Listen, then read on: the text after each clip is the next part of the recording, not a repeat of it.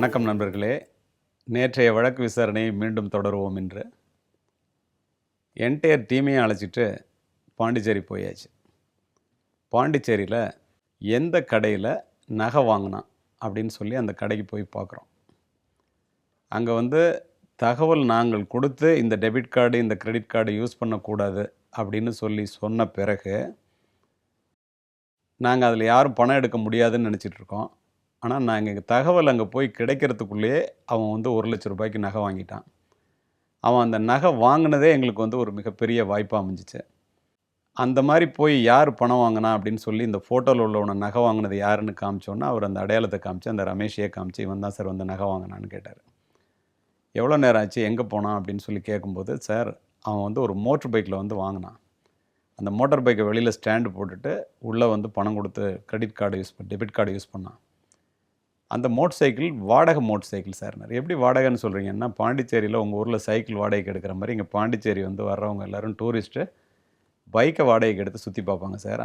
அந்த மாதிரி ஒரு பைக்கை எடுத்துகிட்டு தான் அவன் வாங்கினான் அப்படின்னு சொன்னான். அந்த பைக் கொண்டு விட்டுட்டானா, எந்த இடத்துல வாடகைக்கு எடுத்துருப்பான்னு சொல்லிவிட்டு அங்கே 4-5 கடை இருக்குது. அந்த இடத்துல போய் ஒவ்வொரு கடையாக விசாரிக்கும்போது அவன் ரமேஷுங்கிற பேர்லேயே பதிவு பண்ணி ஒரு இடத்துல பைக் எடுத்துகிட்டு யூஸ் பண்ணுறாங்கிறது தெரிஞ்சு. பைக்கு திரும்பி வந்துடுச்சா அப்படின்னு கேட்டால், இன்னும் திரும்பி வரல சார், அவர் 2 நாளைக்கு அந்த பைக்கு வாடகைக்கு வேணும்னு சொல்லி எடுத்திருக்காரு சார் அப்படின்னு சொன்னாங்க.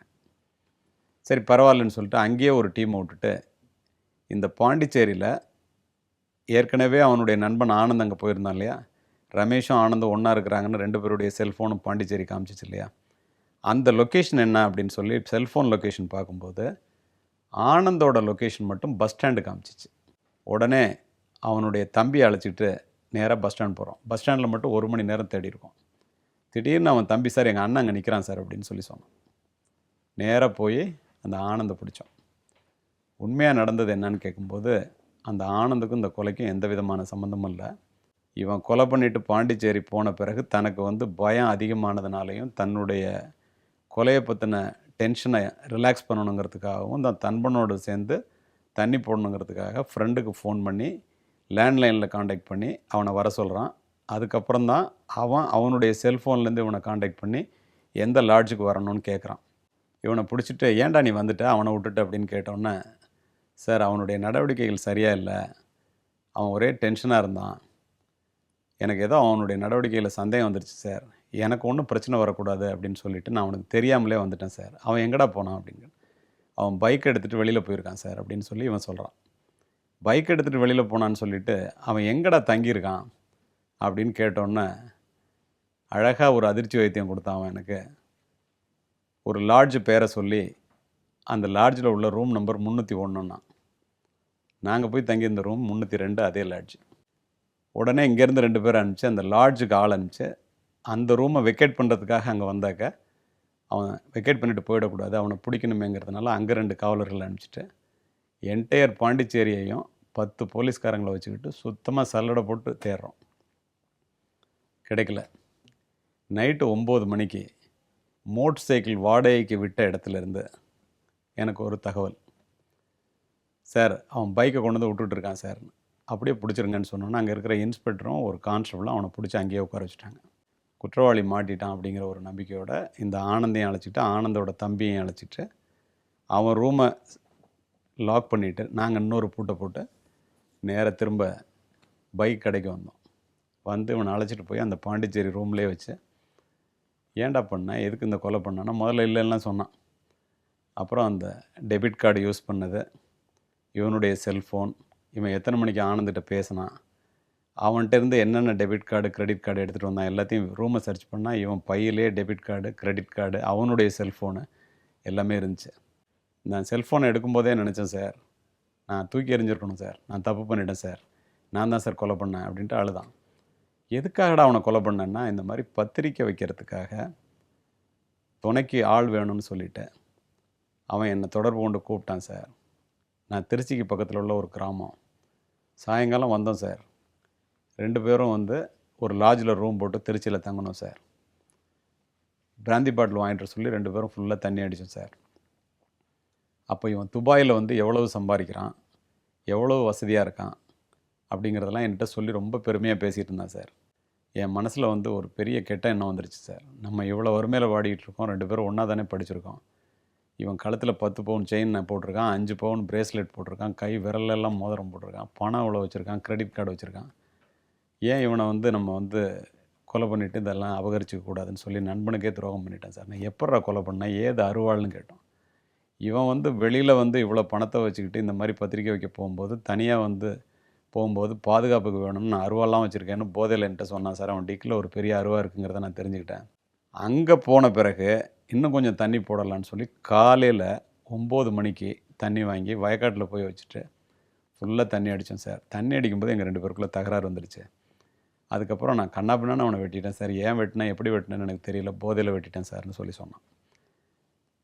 அப்போது எப்படி சார் என்னை கண்டுபிடிச்சிங்கன்னு கேட்டான்.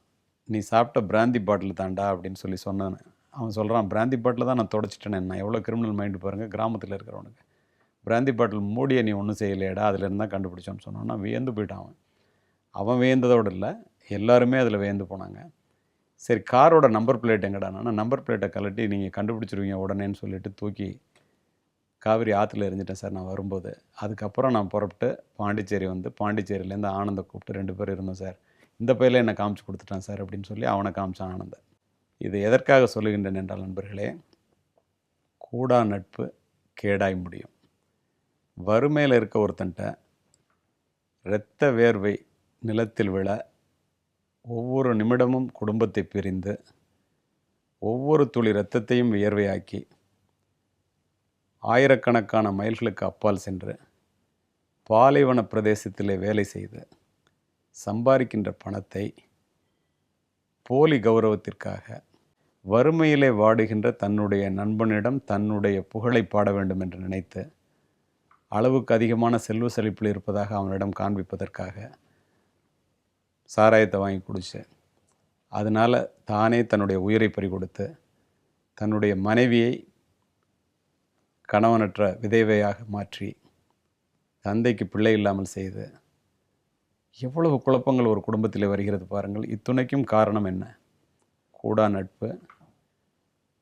தன்னை பற்றி தேவையில்லாத அதிக அளவிலே மற்றவர்கள் பாராட்ட வேண்டும் என்ற காரணத்தினாலே போலி புகழுரை, இந்த புகழுரைகளுக்காக தன்னைத்தானே புகழ்ந்து கொள்வது, எப்பொழுதுமே வறுமையில் இருக்கின்ற ஒரு மனிதனிடம் தன்னுடைய செல்வ செழிப்பை காண்பிப்பது எந்த வகையிலும் நியாயமல்ல என்று கூறுவார்கள். அதுவே இவனுக்கு கேடாய் முடிந்து விட்டது. இதிலிருந்து நாம் தெரிந்து கொள்ள வேண்டியது, நண்பர்களை தேர்ந்தெடுப்பதில் கடைசி வரைக்கும் கவனம் தேவை. தேவையில்லாமல் தற்புகழ்ச்சி கொலையில் கொண்டு வந்து விட்டுவிடும். தன்னுடைய உழைப்பு, குடும்ப கௌரவம் அத்துணையும் சிதைந்து போய்விடும் என்பதை நாம் அறிய வேண்டும். இது போன்ற தவறுகள் இனிமேலும் நடக்கக்கூடாது. தவறு செய்பவர்கள் யாராக இருந்தாலும் காவல்துறை பிடியிலிருந்து தப்பிக்க முடியாது.